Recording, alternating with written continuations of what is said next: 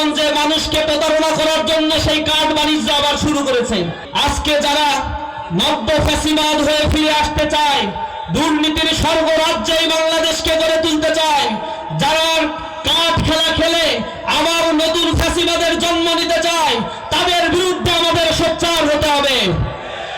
আপনারা দেখেছেন গ্রামগঞ্জে মানুষকে প্রতারণা করার জন্য সেই কার্ড বাণিজ্য আবার শুরু করেছে। কিছু কিছু জায়গায় ধরা পড়ে গণধোলাই খাওয়া শুরু করছে। দামি কার্ড দিয়ে, যার ভিতরে টাকা নাই, সেই কার্ড দিয়ে 100 টাকা করে চাঁদা উঠাচ্ছে। আবার এই কার্ড গ্রামগঞ্জের মানুষকে আবার প্রতারণার একটা ফাঁদ তারা পেতেছে।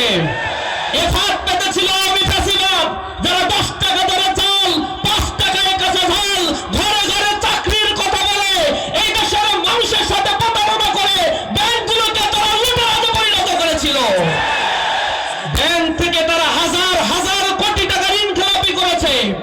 6,44,000 কোটি টাকা ঋণ খেলাপি। আপনাদের টাকা ব্যাংকে রেখেছেন, সেই টাকাগুলো পাচার করে গাড়ি বাড়ি আলিশান জীবনযাপন করছে সেই ফ্যাসিবাদী শক্তি। আর তাদের সাথে মিলেমিশে যারা তখন ব্যবসা বাণিজ্য চালিয়েছিল, তাদের অন্তত 50 জনকে এইবার নমিনেশন দিয়েছে একটা দল, যাদের ঋণ খেলাপির পরিমাণ 26,000 কোটি টাকা। ব্যাংকের সাধারণ মানুষ টাকা রাখে, তার টাকা আর ফেরত দিতে পারছে না। এই ঋণ খেলাপিদের আবার যারা পুনর্বাসন করছে, জনগণের টাকা যে আবার দুর্নীতি আর লুটপাট করে তারা এক স্বর্গরাজ্য পরিণত করবে, তা বুঝতে আমাদের আর বাকি নাই। এজন্য আমাদের জেগে উঠতে হবে আমাদের অধিকারের জন্য। সাতক্ষীরার জনপদ মাজলুম, নির্যাতিত, নিষ্পেষিত এই জনপদ আওয়ামী ফ্যাসিবাদের আমলে আমাদেরকে দমিত করা হয়েছে। কর্মসংস্থান সৃষ্টি করা হয় নাই।